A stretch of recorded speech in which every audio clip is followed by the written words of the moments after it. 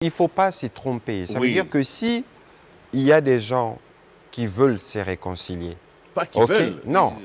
Le pays a besoin vous parlez, non, non, attention. Vous parlez des réconciliations, une réconciliation qui viendrait régler quel problème?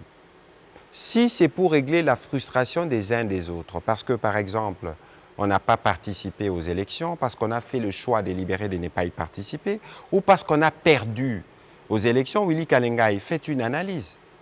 Il y avait 25 000 candidats. 22 000 candidats s'est réclamé du camp du président Tshisekedi. Lorsque les résultats arrivent, on voit ce qu'il en est. Vous avez parlé des accords qui ont été défaits, mais je suis désolé. En politique, les accords peuvent se faire et se défaire. Mais quelles ont été les motivations qui ont cassé cet accord?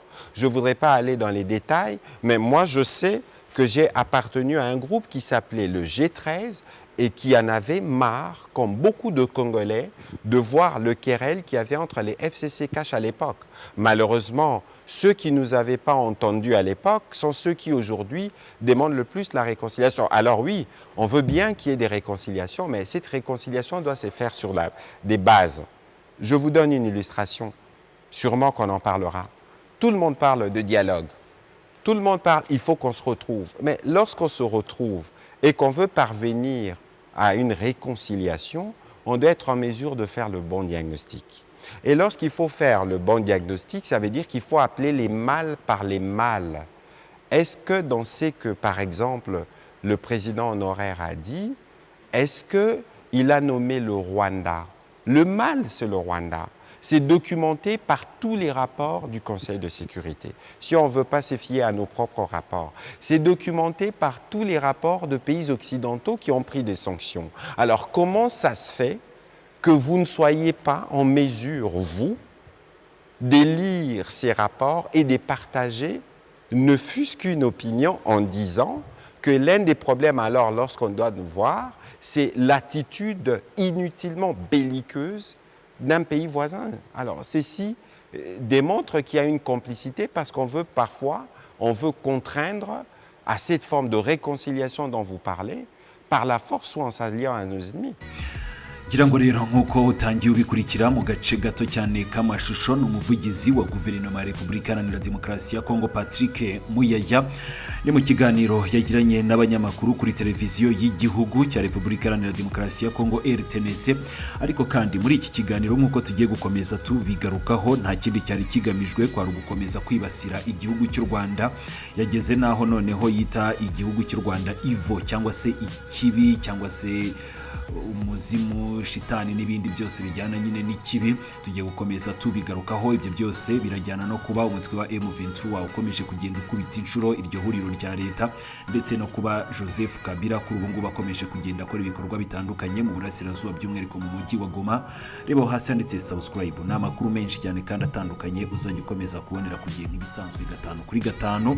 Ntabwo nshaka kwizimba mu magambo kubera ko iki kiganiro nagerageje ku kinonosora ndetse no kugukorera iyi nkuru ngiye kuba nkugezaho 5/5. Reka rero tubanze twamamarize ababa badutumye, hanyuma rero ndagaruka nyuma y'amasegonda make cyane. Ese nawe ujya wibaza wakura muganga gakondo utanga ubuvuzi bw'umwimerere bushingiye ku bimera? Nta mpamvu yo gusiragira, igisubizo cyabonetse. Habonetse muganga gakondo utanga inama n'ubuvuzi ku ngo z'abaswe n'amakimbirane, kuba baswe n'ibiyobyabwenge namwe mwashyizwe igorora, kuko muganga gakondo abafasha gutandukana n'ibyo binyagwa. Ku bagore n'abakobwa bajya mu mihango iva ntikame cyangwa se bayibuze burundu, namwe mwatekerejweho. Ku bafite ingano y'igitsina batishimira ndetse n'abo gutera akabariro byanze, aya mahirwe ntabacike. Avura indwara zitandukanye zirimo nk'amarozi y'ubwoko bwose, nyabingi, ibitegano, ibigaburano. Akarusho kandi kubivuza indwara nk'umwijima, amibe, rubagimpande, namwe mwatekerejwe. Kuba ari imahanga namwe ntabwo twabibagiwe, kuko dukorana na DHL tukabagezaho imiti yacu. Ku bindi bisobanuro hamagara nimero ya telefone ikurikira 0788 38 57 38. Ni mu gihe amahanga akomeje gusaba amahoro, Patrick Muyaya yongeye kuvuga amagambo ashoza intambara aho yibasiriye u Rwanda. Kinshasa rero kuri ubu ngubu ikomeje kugaragaza ko yahiye ubwoba bijyanye na Kabila cyo kimwe na M23. ni mu gihe ibiganiro mpuzamahanga bikomeje ku murwa mukuru wa Leta Zunze Ubumwe za Amerika Washington DC bigamije gushakira umuti ibibazo by'umutekano muke mu burasirazuba bwa Repubulika Iharanira Demokarasi ya Kongo. Guverinoma ya Kinshasa nayo ikomeje kugenda yivamo. Patrick Muyaya ni minisitiri w'itangazamakuru akaba n'umuvugizi wa leta ya RDC yongeye kumvikana mu mvugo zisesereza amahoro yibasira u Rwanda, ariko nanone yirengagije uruhare rw'ubutegetsi bwa Perezida Felix Antoine Tshisekedi Tshilombo ni mu gutuma intambara ikomeza gufata umurego. Ni mu kiganiro yagiranye n'abanyamakuru kuri televiziyo y'igihugu, Muyaya yagaragaye atuka kandi asebya anibasira igihugu cy'u Rwanda. Nk'ubwo ngubwo ni mu magambo watangiye ukurikira muri iki kiganiro. Hari aho yagize ati kugira ngo habeho ubwiyunge bwa nyabwo ni ngombwa kuvuga ikibi uko kiri. U Rwanda ni ivo cyangwa se u Rwanda ni ikibi, kutakivuga rero bikomeza kugenda bihisha ukuri. Niyo mpamvu rero tugomba kuvuga ikibi uko kiri. Ibi yabivuze mu gihe hari abanyepolitiki bakomeje kugenda basaba ibiganiro bya nyabyo, ubufatanye n'ubwiyunge nk'imwe mu nzira zishobora guhagarika intambara. Patrick Muyaya we akemeza ko nubwo habaho ibiganiro ngo nta bwiyunge bushoboka, ni mu gihe ngo hatabayeho gushinja u Rwanda inkomoko y'ibibazo byose bya Repubulika Iharanira Demokarasi ya Kongo, kandi agakomeza kugaragaza ko gushyira imbere intambara kari byo rero byaba ukuri cyangwa se byatuma bagera ku byo bifuza kurusha gukomeza kuba umuvugizi cyangwa se ngashyira imbere amahoro. Iyi mvugo ya Patrick Muyaya ije nyuma y'uko ibihugu bikomeye cyane ku isi birimo nka Leta Zunze Ubumwe za Amerika, Ubufaransa, Afurika y'Epfo ndetse n'abandi bakomeje gusaba guverinoma ya Repubulika Iharanira Demokarasi ya Kongo n'imitwe irwanya ubutegetsi gukomeza gushyigikira ibiganiro no gushyira hasi intwaro kugira ngo haboneke amahoro arambye mu karere.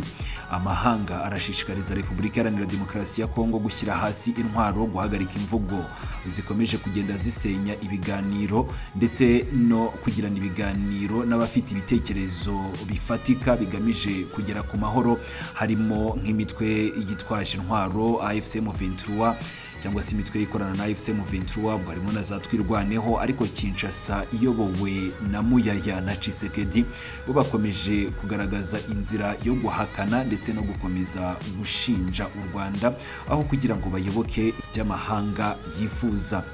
Muyaya yavuze aya magambo yo gukomeza gushishikariza urwango, hanyuma nyuma kuri Twitter yongera kubishimangira. Ni nyuma y'iki kiganiro Muyaya yanditse ubutumwa kuri Twitter bushaka kugaragaza ko nyine akomeje guharanira ubwiyunge anashyira imbere intambara. N'ubundi ni mu magambo yanditse mu rurimi rw'igifaransa, turagenekereza nk'ibisanzwe. Yagize ati kugira ngo habeho ubwiyunge nyakuri birasaba kubanza gusuzuma neza ikibazo, ni ngombwa kuvuga ikibi uko kiri. Ikibi rero nta kindi mugomba kucyumva n'u Rwanda, kudakomeza rero kukivuga mu izina ngo ikibi amahanga yose akimenye kuba ari ugukomeza guhishira umwanzi, kandi uhishira umwanzi bwacya akakumara ku bana. Iri jambo ni ikimenyetso cy'ivangura ryuzuye rirasenya ibitekerezo by'ubwiyunge amahanga akomeje gusaba, ndetse bikanashyira imbere urwango n'itoteza aho gutanga igisubizo kirambye. Amagambo ya Patrick Muyaya arashyira mu bikorwa ibijyanye n'iby'ubutegetsi bwa Kinshasa bwifuza, ni mu gihe hakomeje kugenda hagaragara igitutu gikomeye cyateye impinduka ku rwego rwa politiki, aho Joseph Kabila wahoze ari perezida yagaragaye i Goma ahura n'abayobozi ba AFC M23 noneho mu ruhame.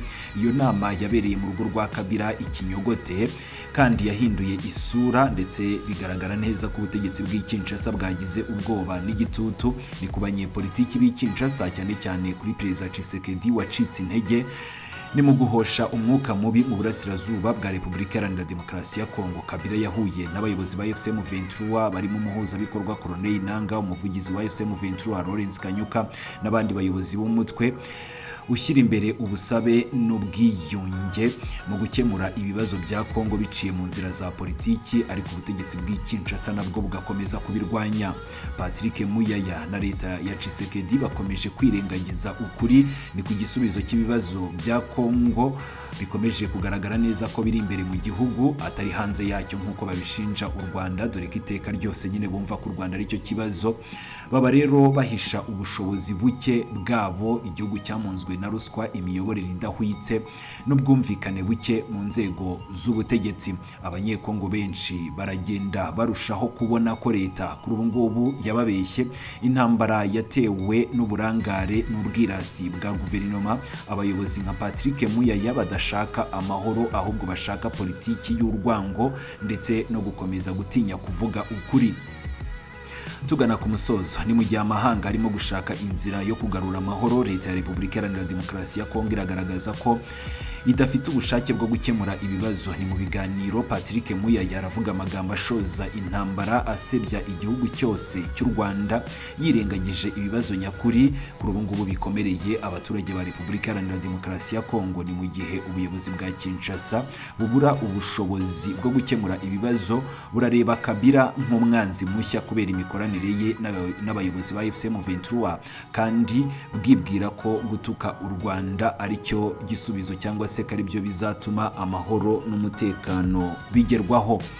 Ariko kandi amahanga akomeje kubahata igitutu kwakira ukuri, kwemera ibiganiro ndetse no kureka gukoresha amagambo ashyigikira urwango n'ivangura, kuko amahoro y'akarere atari mu ntambara, ahubwo ari mu gukwirakwiza ndetse no gukomeza kuvuga ukuri, aho kugira ngo hakomeze kubaho ibijyanye no kwitana ba mwana. Ni mu gihe ikibazo kiri imbere mu gihugu kandi ibyo bibazo bikaba bizakemurwa n'abanyekongo ubwabo.